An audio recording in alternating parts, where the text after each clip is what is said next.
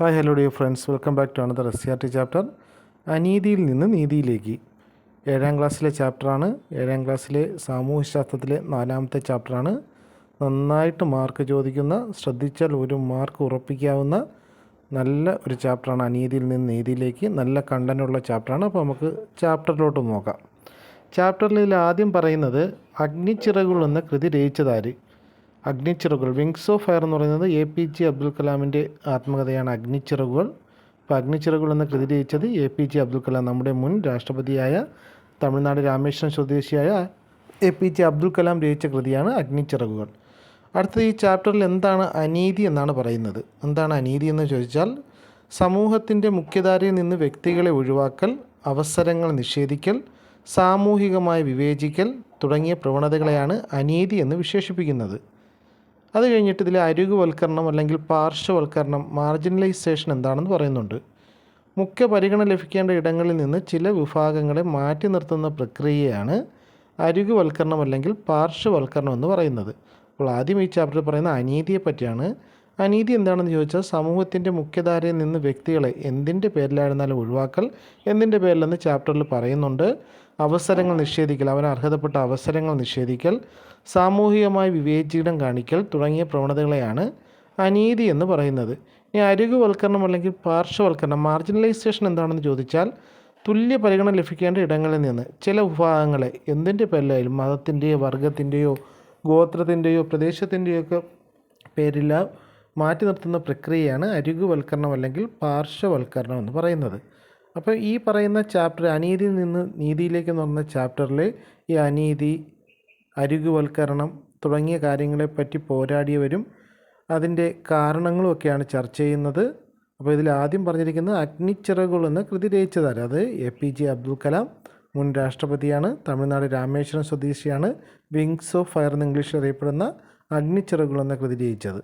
അതിനുശേഷം എന്താണ് അനീതി എന്ന് പറഞ്ഞത്? അപ്പോൾ സമൂഹത്തിൻ്റെ മുഖ്യധാരയിൽ നിന്ന് വ്യക്തികളെ ഒഴിവാക്കൽ, അവസരങ്ങൾ നിഷേധിക്കൽ, സാമൂഹികമായി വിവേചിക്കൽ തുടങ്ങിയ പ്രവണതകളെയാണ് അനീതി എന്ന് വിശേഷിപ്പിക്കുന്നത്. ഇനി നമുക്ക് എന്താണ് അടുത്ത് പറയുന്നത് നോക്കാം. അരികുവൽക്കരണം അല്ലെങ്കിൽ പാർശ്വവൽക്കരണം, തുല്യ പരിഗണന ലഭിക്കേണ്ട ഇടങ്ങളിൽ നിന്ന് ചില വിഭാഗങ്ങളെ മാറ്റി നിർത്തുന്ന പ്രക്രിയയാണ് അരികുവൽക്കരണം എന്ന് നമ്മൾ പറഞ്ഞു, അല്ലെങ്കിൽ പാർശ്വവൽക്കരണം, മാർജിനലൈസേഷൻ എന്ന് പറയുന്നത്. ഇനി എന്തൊക്കെയാണ് നമുക്കിതിൻ്റെ കാരണങ്ങൾ നോക്കാം. അപ്പോൾ പ്രകൃതി ദുരന്തങ്ങൾ, മനുഷ്യനിർമ്മിത ദുരന്തങ്ങൾ എന്നിവയാൽ സ്വന്തമായി ഉണ്ടായിരുന്ന വസ്തുവകകൾ നഷ്ടപ്പെടുന്നതിലൂടെ അരികുവൽക്കരണം ഉണ്ടാകുന്നു.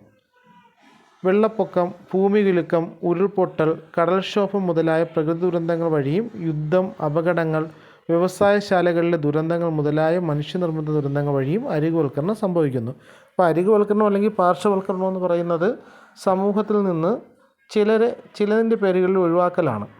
അപ്പോൾ പ്രകൃതി ദുരന്തങ്ങൾ അല്ലെങ്കിൽ മനുഷ്യനിർമ്മിത ദുരന്തങ്ങൾ ഉണ്ടാകുമ്പോൾ അതിലകപ്പെട്ട വിക്ടിംസ് എല്ലാം ഒരേപോലെയാണ്. എന്നാൽ ചിലരെ മാത്രം മാറ്റി നിർത്തപ്പെടുകയോ ചിലർക്ക് മാത്രം പരിഗണനയോ നൽകുന്നത് അരികുവൽക്കരണം അല്ലെങ്കിൽ പാർശ്വവൽക്കരണം സംഭവിക്കുന്നതിന് ഇടാകും. അതാണ് ഈ ചാപ്റ്ററിൽ പറയുന്നത്. പ്രകൃതി ദുരന്തങ്ങൾ, മനുഷ്യനിർമ്മിത ദുരന്തങ്ങൾ എന്നിവയാൽ ദുരന്തമുണ്ടായി സ്വന്തമായുണ്ടാകുന്ന വസ്തുവകകൾ നഷ്ടപ്പെടുന്നതിലൂടെ അരികുവൽക്കരണം ഉണ്ടാകുന്നു.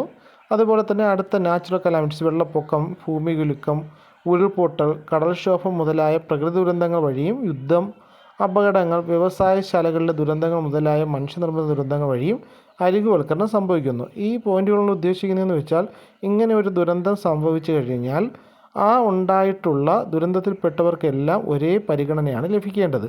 എന്നാൽ അവിടെ ചില മാറ്റി നിർത്തലുകൾ ഉണ്ടായിക്കഴിഞ്ഞാൽ, അതായത് എന്തിൻ്റെയെങ്കിലും പേരിൽ, അത് രാഷ്ട്രീയത്തിൻ്റെ ആയിരുന്നാലും മതത്തിൻ്റെ ആയിരുന്നാലും വർഗത്തിൻ്റെ ആയിരുന്നാലും ഏരിയയുടെ എന്തിൻ്റെ പേരിലായിരുന്നാലും മാറ്റി നിർത്തിപ്പെട്ടാൽ അത് ഒരു പാർശ്വവൽക്കരണത്തിലേക്ക് നയിക്കുന്നതായിരിക്കും. ജാതി, മത, ഗോത്ര, ലിംഗ പദവികളിലെ വ്യത്യാസത്തിൻ്റെ അടിസ്ഥാനത്തിൽ ചിലരെ മനഃപൂർവ്വം ഒഴിവാക്കുന്നത് വഴി അരികുവൽക്കരണം സംഭവിക്കുന്നു. വിദ്യാഭ്യാസത്തിനുള്ള അവസരം നിഷേധിക്കുന്നത്, ചിലർ പണ്ടൊക്കെ താഴ്ന്ന ജാതിക്കാർക്കും മറ്റുമൊക്കെ വിദ്യാഭ്യാസത്തിനുള്ള അവസരം നിഷേധിക്കുന്നു. ഇതൊക്കെ പാർശ്വവൽക്കരണത്തിൽ പെടുന്നതാണ്.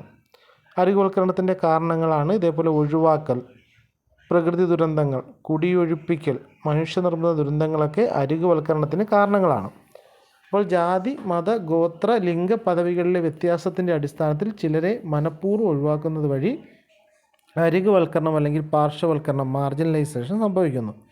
ഇപ്പോൾ വിദ്യാഭ്യാസത്തിനുള്ള അവകാശം എല്ലാവർക്കും ഉള്ളതാണ്. എന്നാൽ അത് ചിലപ്പോൾ സ്ത്രീ ചിലപ്പോൾ ചിലർക്ക് ലിംഗഭേദം അനുസരിച്ച് അല്ലെങ്കിൽ ജാതിഭേദം താഴ്ന്ന ജാതിക്കാർക്കൊക്കെ പണ്ട് പഠിക്കാനുള്ള അവസരമില്ലായിരുന്നു. അങ്ങനെയൊക്കെ മാറ്റി നിർത്തപ്പെടുത്തുന്നത് സമൂഹത്തിൽ നിന്ന് മാറ്റിപ്പെടുന്നത് പാർശ്വവൽക്കരണവും അനീതിയൊക്കെയാണ്. അപ്പോൾ അരികുവൽക്കരണത്തിൻ്റെ കാരണങ്ങൾ നമുക്ക് പരീക്ഷയ്ക്ക് ചോദിക്കാൻ പറ്റാവുന്ന ഒരു പോയിൻ്റാണ്. താഴെ കൊടുത്തിരിക്കുന്നതിൽ അരികുവൽക്കരണത്തിൻ്റെ കാരണങ്ങൾ പെടാത്തത് അല്ലെങ്കിൽ പെട്ടത് ഏത് എന്നൊക്കെ ചോദിക്കാം. ഒന്ന് ഒഴിവാക്കലാണ്, രണ്ട് പ്രകൃതി ദുരന്തങ്ങൾ, അടുത്ത ഒന്ന് കുടിയൊഴിപ്പിക്കൽ, പിന്നെ മനുഷ്യനിർമ്മിത ദുരന്തങ്ങൾ. ഇതൊക്കെ അരികുവൽക്കരണത്തിന് കാരണങ്ങളാണ്.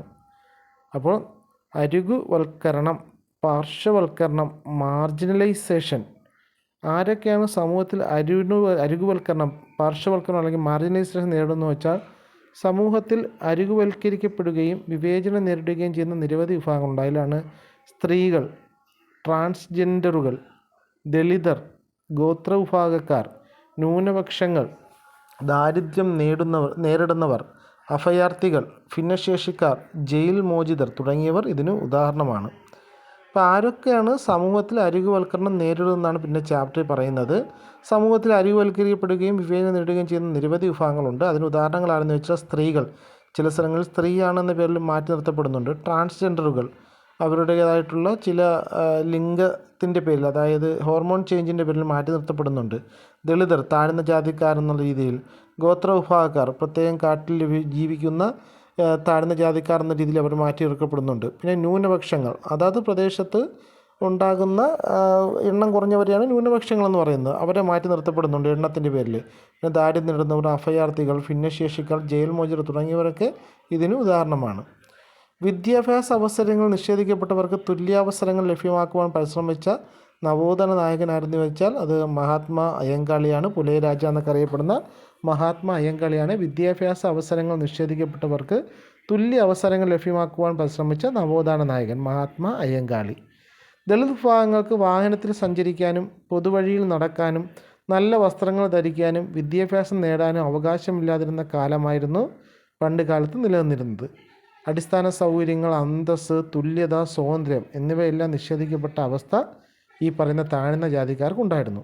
ജാതിയുടെ അടിസ്ഥാനത്തിലുള്ള ഇത്തരം വിവേചനങ്ങൾ ഗുരുതരമായ മനുഷ്യാവകാശ ലംഘനമാണ്. ഇതിനെ പ്രതിരോധിക്കാൻ വിദ്യാഭ്യാസമാണ് വേണ്ടത് എന്നായിരുന്നു അരികുവൽക്കരിക്കപ്പെട്ട ജനതയുടെ ഉന്നമനത്തിന് വേണ്ടി പ്രവർത്തിച്ച പല വ്യക്തികളുടെയും നിലപാട്. ആ നിലപാടിൽപ്പെട്ട ഒരാളാണ് മഹാത്മാ അയ്യങ്കാളി. അദ്ദേഹം വിദ്യാഭ്യാസ അവസരങ്ങൾ നിഷേധിക്കപ്പെട്ടവർക്ക് തുല്യാവസരങ്ങൾ ലഭ്യമാക്കുവാൻ പരിശ്രമിച്ച വില്ലുവണ്ടി സമരമൊക്കെ നടത്തിയ ഒരാളാണ് മഹാത്മാ അയ്യങ്കാളി. പുലയരാജ എന്നറിയപ്പെടുന്നത് മഹാത്മാ അയ്യങ്കാളിയാണ്. താഴ്ന്ന ജാതിക്കാർക്ക് വേണ്ടി, അവരുടെ വിദ്യാഭ്യാസത്തിന് വേണ്ടി, അവരുടെ അവകാശങ്ങൾക്ക് വേണ്ടി പോരാടിയ ഒരാളാണ് മഹാത്മാ അയ്യങ്കാളി. ദളിത് വിഭാഗങ്ങൾക്ക് വാഹനത്തിൽ സഞ്ചരിക്കാനും പൊതുവഴിയിൽ നടക്കാനും നല്ല വസ്ത്രങ്ങൾ ധരിക്കാനും വിദ്യാഭ്യാസം നേടാനും അവകാശമില്ലായിരുന്ന കാലത്തായിരുന്നു നമ്മൾ പണ്ട് കാലത്തൊക്കെ നിലനിന്നിരുന്നത്. അടിസ്ഥാന സൗകര്യങ്ങൾ, അന്തസ്സ്, തുല്യത, സ്വാതന്ത്ര്യം എന്നിവയെല്ലാം നിഷേധിക്കപ്പെട്ട അവസ്ഥ ഇവർക്കുണ്ടായിരുന്നു. ജാതിയുടെ അടിസ്ഥാനത്തിലുള്ള ഇത്തരം വിവേചനങ്ങൾ ഗുരുതരമായ മനുഷ്യാവകാശ ലംഘനമാണ്.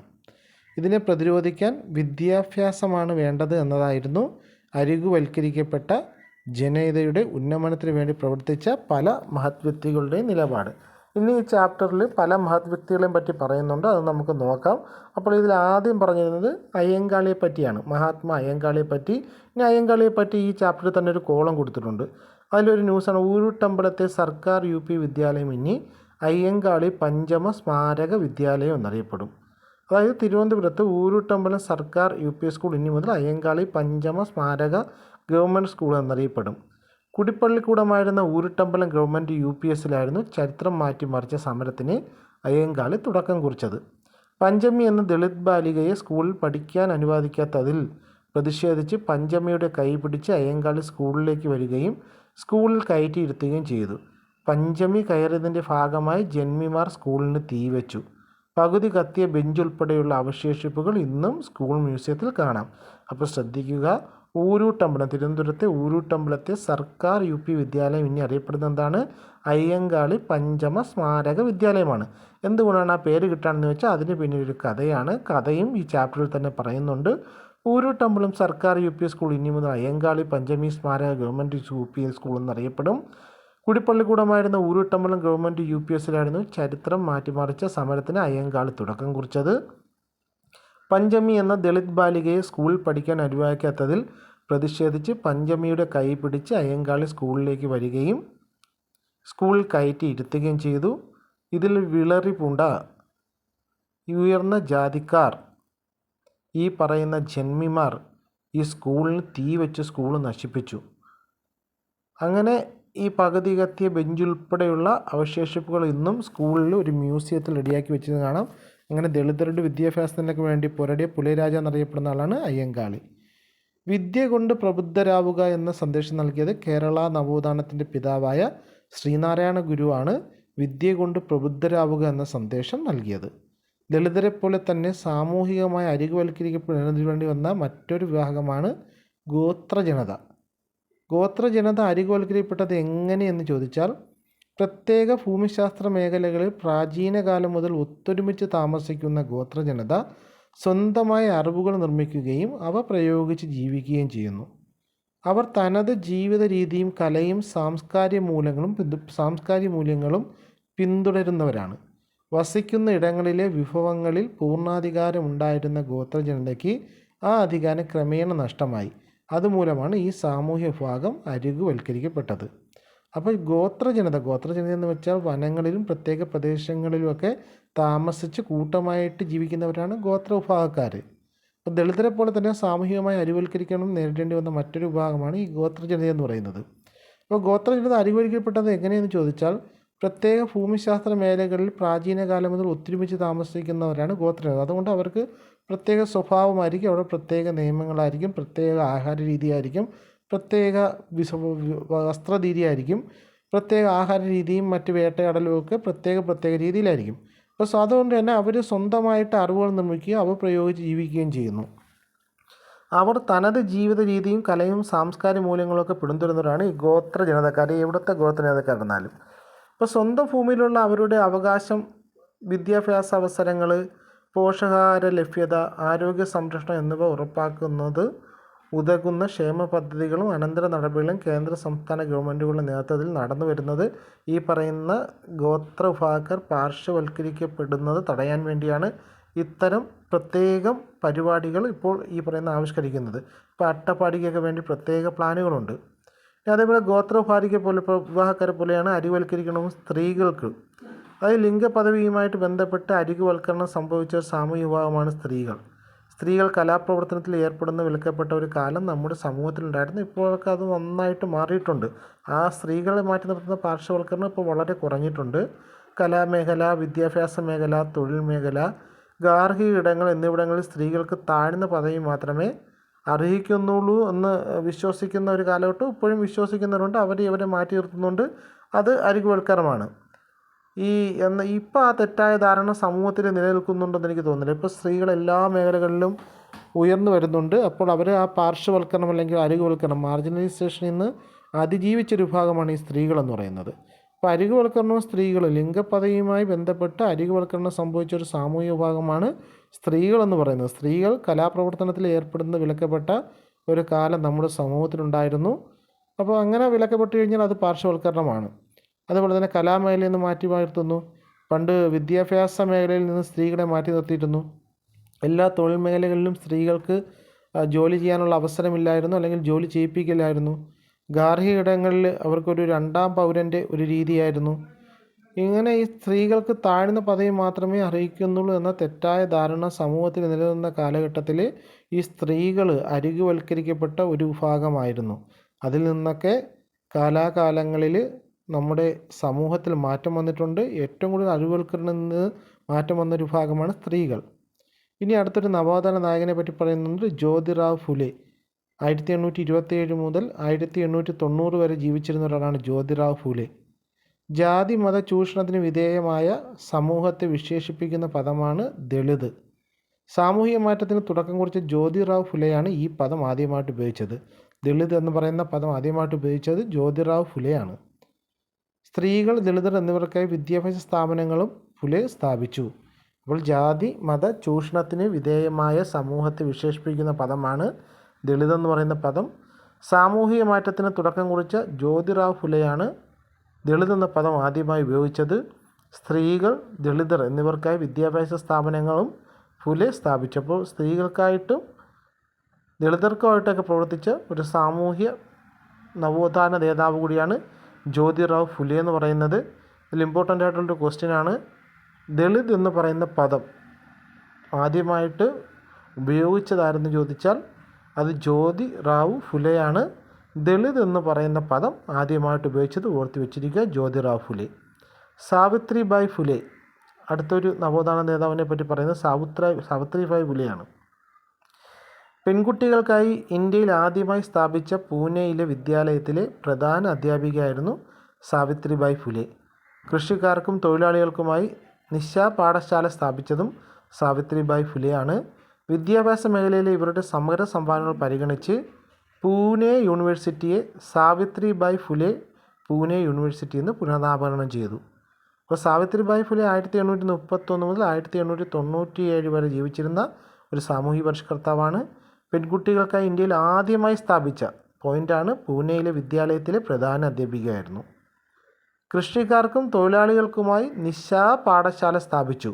ശ്രദ്ധിച്ചോളണം, കൃഷിക്കാർക്കും തൊഴിലാളികൾക്കുമായി നിശാ പാഠശാല സ്ഥാപിച്ചു.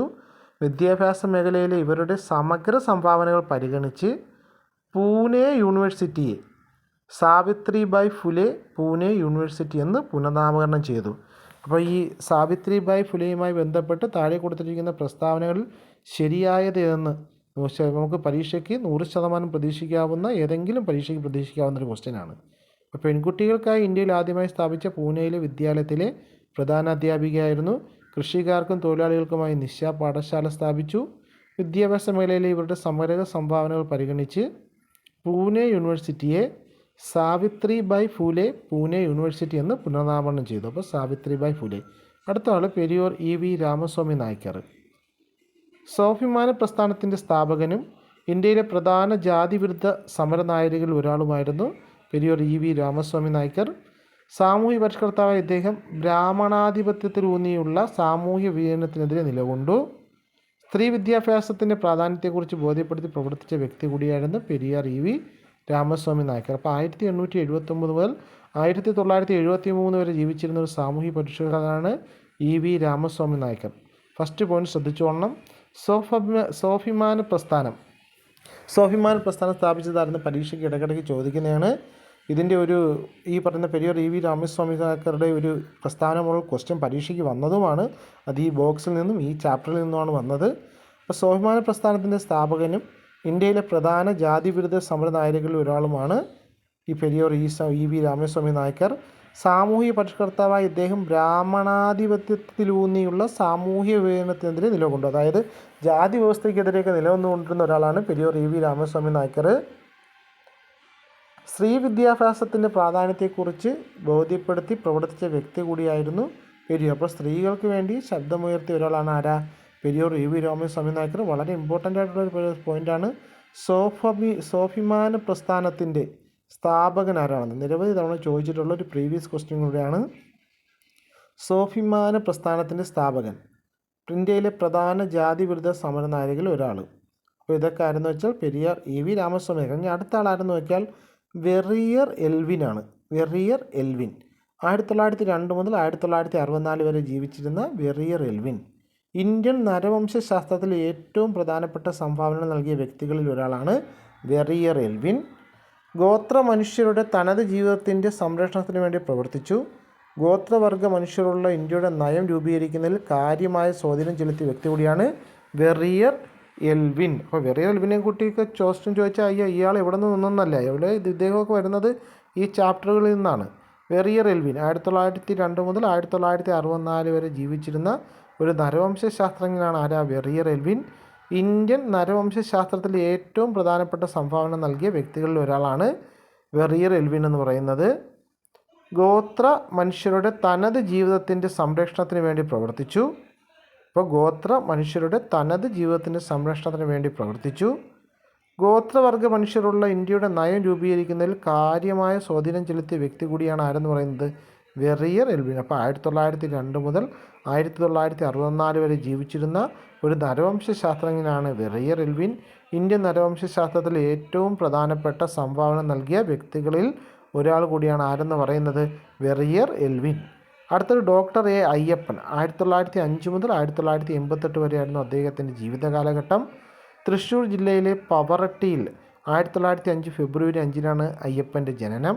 ഇന്ത്യൻ സംസ്കാരങ്ങളെക്കുറിച്ച് പഠിച്ച പ്രമുഖ നരവംശ ശാസ്ത്രജ്ഞനാണ് doctor A Ayyappan. London school of എക്കണോമിക്സിൽ നിന്ന് മലിനോവ്സ്കിയുടെയും റെയ്മണ്ട് ഫ്രിത്തിയുടെയും കീഴിൽ ഗവേഷണ പഠനം പൂർത്തിയാക്കി. കേരളത്തിലെ ഈഴവ ഗോത്ര സമുദായത്തെക്കുറിച്ചുള്ള പഠനത്തിന് സമഗ്ര സംഭാവന നൽകിയ ഒരാളാണ് doctor A Ayyappan.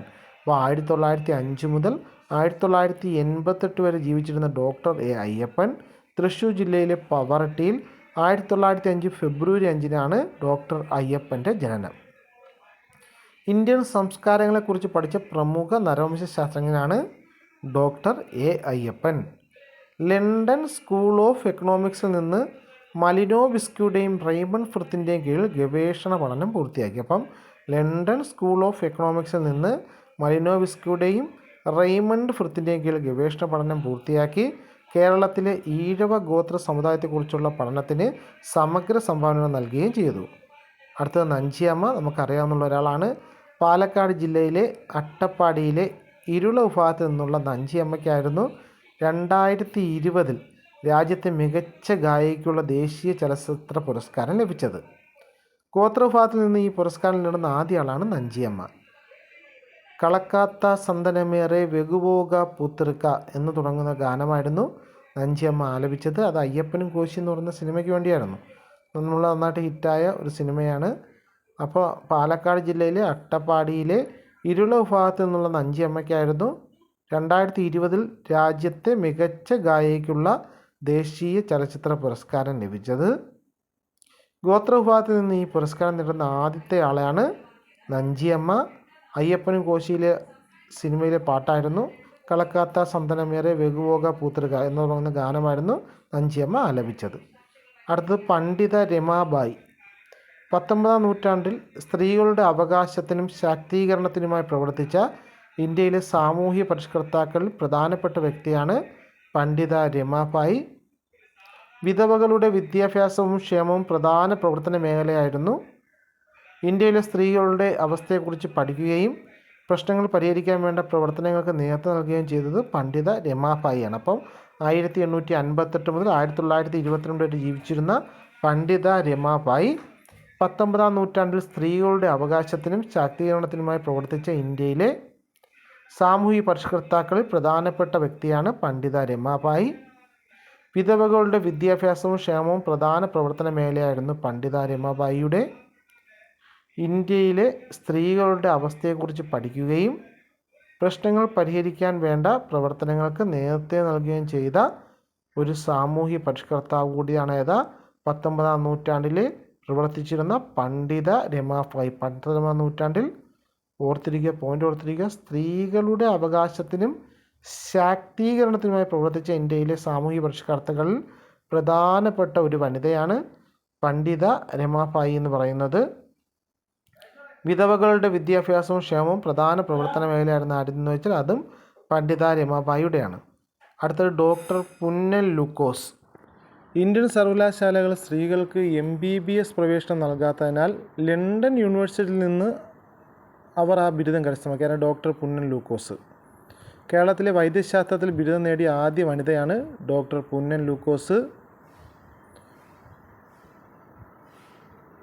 Thiruvithamkoor legislative കൗൺസിലിലെ ആദ്യ വനിതാ പ്രതിനിധിയായിരുന്നു ഡോക്ടർ പുന്നൻ ലൂക്കോസ്. അപ്പോൾ 1886 മുതൽ 1976 വരെ ജീവിച്ചിരുന്ന ഡോക്ടർ പുന്നൻ ലൂക്കോസ് ഇന്ത്യൻ സർവകലാശാലകൾ സ്ത്രീകൾക്ക് MBBS പ്രവേശനം നൽകാത്തതിനാൽ ലണ്ടൻ യൂണിവേഴ്സിറ്റിയിൽ നിന്ന് ആ ബിരുദം കരസ്ഥമാക്കിയ കേരളത്തിലെ വൈദ്യശാസ്ത്രത്തിൽ ബിരുദം നേടിയ ആദ്യ വനിത എന്ന നിലയിൽ പ്രശസ്തയായ വനിതയാണ് ഡോക്ടർ പുന്നൻ ലൂക്കോസ്.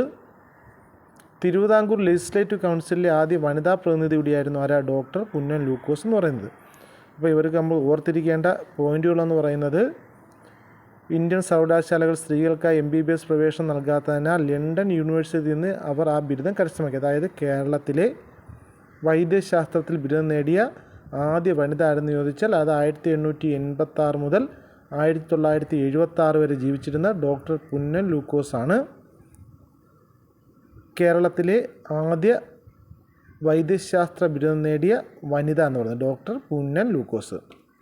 EK ജാനകി അമ്മാൾ 1897 മുതൽ 1984 വരെ ജീവിച്ചിരുന്ന EK ജാനകി അമ്മാൾ കേരളത്തിലെ തലശ്ശേരിയിൽ ജനിച്ച വിശ്വപ്രസിദ്ധയായ സസ്യശാസ്ത്രജ്ഞ ബൊട്ടാണിസ്റ്റാണ് ആരെന്ന് പറയുന്ന EK ജാനകി അമ്മാൾ. കോയമ്പത്തൂരിലെ കരിമ്പ് ഗവേഷണ കേന്ദ്രത്തിൽ അത്യുൽപാദന ശേഷിയുള്ള സങ്കര ഇനം കരിമ്പ് വികസിപ്പിച്ചത് EK ജാനകി അമ്മാളാണ്. ബൊട്ടാണിക്കൽ സർവേ ഓഫ് ഇന്ത്യയുടെ ആദ്യ ഡയറക്ടർ ജനറൽ കൂടിയായിരുന്നു EK ജാനകി അമ്മാൾ. 1977 രാജ്യം പത്മശ്രീ പുരസ്കാരം നൽകി ആദരിച്ചതും EK ജാനകി അമ്മാളിനാണ്. അപ്പോൾ EK ജാനകി അമ്മാൾ കേരളത്തിലെ കണ്ണൂരിലെ തലശ്ശേരിയിൽ ജനിച്ച വിശ്വപ്രസിദ്ധയായ സസ്യശാസ്ത്രജ്ഞയാണ്.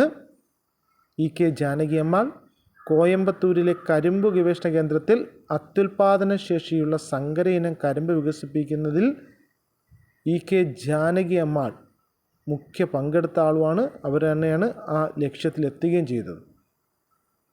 ബൊട്ടാണിക്കൽ സർവേ ഓഫ് ഇന്ത്യയുടെ ആദ്യ ഡയറക്ടർ, ഓർത്തിരിക്കുക, ബൊട്ടാണിക്കൽ സർവേ ഓഫ് ഇന്ത്യയുടെ ആദ്യ വനിതാ ഡയറക്ടർ അല്ല, ആദ്യ ഡയറക്ടർ. ബൊട്ടാണിക്കൽ സർവേ ഓഫ് ഇന്ത്യയുടെ ആദ്യ ഡയറക്ടർ ജനറലായിരുന്നു EK ജാനകി അമ്മാൾ. ഇവരുടെ സമഗ്ര സംഭാവനകളൊക്കെ കണക്കിലെടുത്ത് 1977 രാജ്യം പത്മശ്രീ പുരസ്കാരം നൽകി ആദരിച്ചു. അപ്പോൾ പ്രശസ്ത ബൊട്ടാണിസ്റ്റ് സസ്യശാസ്ത്രജ്ഞയാണ് EK ജാനകി അമ്മാൾ. കോയമ്പത്തൂരിലെ കരിമ്പ് ഗവേഷണ കേന്ദ്രത്തിൽ അത്യുൽപാദന ശേഷിയുള്ള കരിമ്പ് വികസിപ്പിച്ചെടുത്താരെന്ന് വെച്ചാൽ അത് EK ജാനകി അമ്മാളാണ്. ഇനി പാർശ്വവൽക്കരണം നേരിടുന്ന വിഭാഗങ്ങളിൽ ഒരു വിഭാഗമാണ് ട്രാൻസ്ജെൻഡർ. എന്താണ് ട്രാൻസ്ജെൻഡർ എന്ന് ചോദിച്ചു കഴിഞ്ഞാൽ, ട്രാൻസ്ജെൻഡർ വ്യക്തി എന്നാൽ ജനന സമയത്ത് ആ വ്യക്തിക്ക് നൽകിയിട്ടുള്ള ലിംഗപദവിയുമായി പൊരുത്തപ്പെടാത്ത വ്യക്തി എന്നാണ് ട്രാൻസ്ജെൻഡർ എന്ന് അർത്ഥമാക്കുന്നത്. ഇതിൽ ട്രാൻസ് പുരുഷനും ട്രാൻസ് സ്ത്രീയും ഉൾപ്പെടും. രണ്ടാമത്തെ വിഭാഗം ന്യൂനപക്ഷം. മൊത്തം ജനസംഖ്യയിൽ എണ്ണത്തിൽ കുറവുള്ള വിഭാഗങ്ങൾ എന്ന അർത്ഥത്തിൽ പ്രയോഗിക്കുന്ന പദമാണ് ന്യൂനപക്ഷം. അപ്പോൾ എന്താണ് ട്രാൻസ്ജെൻഡർ എന്ന് ചോദിച്ചാൽ, ട്രാൻസ്ജെൻഡർ വ്യക്തി എന്നാൽ ജനന സമയത്ത് ചിലപ്പോൾ ആണായിട്ട് ജനിക്കുന്നു, എന്നാൽ ഹോർമോൺ ചേഞ്ച് കാരണം അവരിൽ സ്ത്രീ ഹോർമോണുകളുടെ അളവ് കൂടിയാൽ അവർ സ്ത്രീകളുടെ സ്വഭാവം പ്രകടിപ്പിക്കുകയും സ്ത്രീകളുമായിട്ട് കൂട്ടുകൂടാൻ ശ്രമിക്കുകയും സ്ത്രീയായിട്ട് മാറാനൊക്കെ ശ്രമിക്കും. ഇത് ഹോർമോൺ ചേഞ്ചാണ്. ചിലപ്പോൾ സ്ത്രീകൾ പുരുഷന്മാരായിട്ട് തിരിച്ചും ഇതേപോലെ സംഭവിക്കാറുണ്ട്. അങ്ങനെ ട്രാൻസ്ജെൻഡർ എന്ന വ്യക്തി എന്നാൽ ജനന സമയത്ത് ആ വ്യക്തിക്ക് നൽകിയിട്ടുള്ള ലിംഗപദവിയുമായി പൊരുത്തപ്പെടാത്ത വ്യക്തി എന്നാണ് അർത്ഥമാക്കുന്നത്. ഇനി അടുത്തത് ഭിന്നശേഷിയുള്ളവർ. ശാരീരിക സവിശേഷത മൂലം സമൂഹത്തിലെ മറ്റു ജനവിഭാഗങ്ങളെ അപേക്ഷിച്ച് നിത്യജീവിതത്തിൽ വ്യത്യസ്തമായ വെല്ലുവിളികൾ നേരിടുന്നവരാണ് ഭിന്നശേഷിയുള്ളവർ, ഡിഫറൻ്റ്ലി ഏബിൾഡ്. പലതരം ഭിന്നശേഷി വിഭാഗങ്ങളുണ്ട്. ഓരോ വിഭാഗം ഭിന്നശേഷികൾക്കും സംഭവിക്കുന്ന അരികുവൽക്കരണം വ്യത്യസ്ത തരത്തിലാണ്. ഭിന്നശേഷിക്കാരുടെ അവകാശ സംരക്ഷണ നിയമം നിലവിൽ വരുന്നത് 2016 ഭിന്നശേഷിക്കാർക്ക് വിവേചനരഹിതവും തുല്യതയിലൂന്നിയതുമായ സാമൂഹിക ജീവിതം ഉറപ്പുവരുത്താൻ നിലവിൽ വന്ന നിയമമാണ് ഭിന്നശേഷിക്കാരുടെ അവകാശ സംരക്ഷണ നിയമം 2016. ഭിന്നശേഷിയുള്ള അത്ലറ്റുകൾ മത്സരിക്കുന്ന അന്താരാഷ്ട്ര കായിക മത്സരമായ പാരാ ഒളിമ്പിക്സ് ആരംഭിച്ചതെന്ന് ചോദിച്ചാൽ അത് 1948. അപ്പോൾ ഭിന്നശേഷിയുള്ളവർ ശാരീരിക സവിശേഷത മൂലം സമൂഹത്തിലെ മറ്റു ജനവിഭാഗങ്ങളെ അപേക്ഷിച്ച് നിത്യജീവിതത്തിൽ വ്യത്യസ്തമായ വെല്ലുവിളികൾ നേരിടുന്നവരാണ് ഭിന്നശേഷിയുള്ളവർ, ഡിഫറൻ്റ്ലി ഏബിൾഡ് പേഴ്സൺസ്. പലതരം ഭിന്നശേഷി വിഭാഗങ്ങളുണ്ട്. ഓരോ വിഭാഗം ഭിന്നശേഷികൾക്കും സംഭവിക്കുന്ന അരികുവൽക്കരണം വ്യത്യസ്ത തരത്തിലായിരിക്കും. ഭിന്നശേഷിക്കാരുടെ അവകാശ സംരക്ഷണ നിയമം നിലവിലുന്നത് 2016. 2016 ഡോക്ടർ BR അംബേദ്കർ ഇന്ത്യൻ ഭരണഘടനയുടെ ശില്പിയാണ്. ഡോക്ടർ BR അംബേദ്കർ ദളിതരുടെ സാമൂഹിക രാഷ്ട്രീയ ഉന്നമനത്തിന് വേണ്ടി ശക്തമായി പ്രവർത്തിച്ച ഒരു ഇന്ത്യൻ നേതാവാണ് ഡോക്ടർ BR അംബേദ്കർ. ഇന്ത്യയിലെ അരികുവൽകൃത വിഭാഗങ്ങളുടെ പ്രശ്നങ്ങൾ തൻ്റെ രചനകളിലൂടെ അവതരിപ്പിക്കുകയും അവർക്ക് നിയമപരമായ സംരക്ഷണം സാധ്യമാക്കുന്നതിന് വേണ്ടി നിലകൊള്ളുകയും ചെയ്ത ഒരാളാണ് ഡോക്ടർ BR അംബേദ്കർ. ഇതിൽ അനുച്ഛേദം 14 ഇന്ത്യൻ ഭരണഘടന എല്ലാ പൗരന്മാർക്കും തുല്യത ഉറപ്പുവരുത്തുന്നു. ആർക്കും ഒരു പ്രത്യേകതയില്ല, എല്ലാ പൗരന്മാർക്കും തുല്യത ഉറപ്പുവരുത്തുന്നു. അനുച്ഛേദം 15 മതം, വംശം, ജാതി, ലിംഗഭേദം, ജനിച്ച സ്ഥലം എന്നിവയുടെ പേരിൽ യാതൊരു വിവേചനവും പാടില്ല എന്ന് ഭരണഘടന അനുശാസിക്കുന്നു. ഇതൊക്കെ മുൻകൈയെടുത്ത ഡോക്ടർ BR അംബേദ്കർ ആണ്. ഇപ്പോൾ ഇന്ത്യൻ ഭരണഘടനയുടെ ശില്പി എന്നറിയപ്പെടുന്ന ഡോക്ടർ BR അംബേദ്കർ ദളിതരുടെ സാമൂഹിക രാഷ്ട്രീയ ഉന്നമനത്തിന് വേണ്ടി ശക്തമായി പ്രവർത്തിച്ചു. ഇന്ത്യയിലെ അരികുവൽകൃത വിഭാഗങ്ങളുടെ പ്രശ്നങ്ങൾ തൻ്റെ രചനകളിലൂടെ അവതരിപ്പിക്കുകയും അവർക്ക് നിയമപരമായ സംരക്ഷണം സാധ്യമാക്കുന്നതിന് വേണ്ടി അത് നിലകൊള്ളുകയും ചെയ്തു. അനുച്ഛേദം 14 ഇന്ത്യൻ ഭരണഘടന എല്ലാ പൗരർക്കും തുല്യത ഉറപ്പുവരുത്തുന്നു. അനുച്ഛേദം 15 മതം, വംശം, ജാതി, ലിംഗഭേദം, ജനിച്ച സ്ഥലം എന്നിവയുടെ പേരിൽ യാതൊരുവിധ വിവേചനവും പാടില്ല. നമ്മുടെ ഭരണഘടന വിവേചനങ്ങളെ പൂർണ്ണമായി നിരോധിച്ചു. അതിനുള്ള കാരണങ്ങൾ: വിവേചനങ്ങൾ സാമൂഹിക പുരോഗതിയെ തടസ്സപ്പെടുത്തുന്നു, സാമ്പത്തിക അസമത്വം സൃഷ്ടിക്കുന്നു, സുരക്ഷിതമായ ഭൗതിക സാഹചര്യങ്ങൾ നിഷേധിക്കുന്നു, അവസര നിഷേധമാകുന്നു, തുല്യ പരിഗണന നിഷേധിക്കൽ, ലിംഗവിവേചനം സൃഷ്ടിക്കൽ. അതുകൊണ്ടാണ് നമ്മുടെ ഭരണഘടന വിവേചനങ്ങളെ പൂർണ്ണമായി നിരോധിച്ചതിന് കാരണം. വിവേചനങ്ങൾ സാമൂഹ്യ പുരോഗതി തടസ്സപ്പെടുത്തുന്നു. എല്ലാവരും ഒരുമിച്ച് നിൽക്കത്തില്ല, പല വിഭാഗങ്ങളെ നിന്നാൽ അത് സാമൂഹ്യ പുരോഗതിക്ക് തടസ്സമാകും. സാമ്പത്തിക അസമത്വം സൃഷ്ടിക്കും, സുരക്ഷിതമായ ഭൗതിക സാഹചര്യങ്ങൾ നിഷേധിക്കുന്നു. അടിച്ചമർത്തപ്പെട്ടവർ അല്ലെങ്കിൽ മാറ്റി നിർത്തപ്പെടുത്തവർക്കും അപ്പോൾ രണ്ട് വിഭാഗങ്ങളായി സുരക്ഷിതമായ ഭൗതിക സാഹചര്യങ്ങൾ നമുക്ക് എന്ത് ചെയ്യും? നിഷേധിക്കും. അവസര നിഷേധം പല സ്ഥലങ്ങളിലും. പണ്ട് വിദ്യാഭ്യാസത്തിനായിരുന്നാൽ അവിടെ, വഴി നടക്കലായിരുന്നാൽ അങ്ങനെ അവസര നിഷേധം, ജോലിയിലുള്ള അവസര നിഷേധം, തുല്യ പരിഗണന നിഷേധിക്കൽ, ജാതിയുടെയും മതത്തിൻ്റെയും വർഗത്തിൻ്റെയൊക്കെ പേരിലുള്ള ആ തുല്യ പരിഗണന നിഷേധിക്കൽ, ആ പാർശ്വവൽക്കരണം, ലിംഗവിവേചനം സൃഷ്ടിക്കൽ, സ്ത്രീയെന്നും പുരുഷനെന്നും ട്രാൻസ്ജെൻഡർക്കുള്ള ലിംഗവിവേചനം സൃഷ്ടിക്കൽ, ജാതി വിവേചനത്തിനെതിരെ ഇന്ത്യയിൽ നിലനിൽക്കുന്ന നിയമങ്ങളും അനുച്ഛേദനങ്ങളും നമ്മൾ പറഞ്ഞു. ഭരണഘടന അനുച്ഛേദം 14 15 പറഞ്ഞു. അടുത്ത ഒന്ന് article 17 protection of civil rights act നിലവിൽ വന്നത് 1955. പട്ടികജാതി പട്ടികവർഗ അതിക്രമങ്ങൾ തടയൽ നിരോധന നിയമം 1989. ഇപ്പോൾ ജാതി വിവേചനത്തിനെതിരെ ഇന്ത്യയിൽ നിലനിൽക്കുന്ന നിയമങ്ങളും അനുച്ഛേദനങ്ങളും എന്ന് വെച്ചാൽ ഭരണഘടന അനുച്ഛേദം 14 15, article 17. Protection of civil rights act നിലവിൽ വന്നത് 1955. പട്ടികജാതി പട്ടികവർഗ അതിക്രമങ്ങൾ തടയൽ നിരോധനം നിലവിൽ വന്നത് 1980. അപ്പോൾ ഈ ഒരു കോളം വളരെ ഇമ്പോർട്ടൻ്റ് ആണ്. അതിന് കാരണം ഈ പറയുന്ന പോയിന്റുകളിൽ നിന്ന് നമുക്ക് കൂടുതൽ ക്വസ്റ്റ്യൻസ് ചോദിക്കാൻ ചാൻസ് ഉണ്ട്. ജാതി വിവേചനത്തിനെതിരെ ഇന്ത്യയിൽ നിലനിൽക്കുന്ന നിയമങ്ങളും അനുച്ഛേദനങ്ങളും നിരവധി തവണ ചോദിച്ചിട്ടുണ്ട്. ഭരണഘടന അനുച്ഛേദം 14 15, ആർട്ടിക്കിൾ 17, അതുപോലെ പ്രൊട്ടക്ഷൻ ഓഫ് സിവിൽ റൈറ്റ്സ് ആക്റ്റും ചോദിച്ചിട്ടുള്ളതാണ്. ഓക്കെ, അപ്പോൾ വീഡിയോ ഉപകാരപ്പെടുന്നുണ്ടെങ്കിൽ ചാനൽ കൂടി ഒന്ന് സബ്സ്ക്രൈബ് ചെയ്യണം. താങ്ക്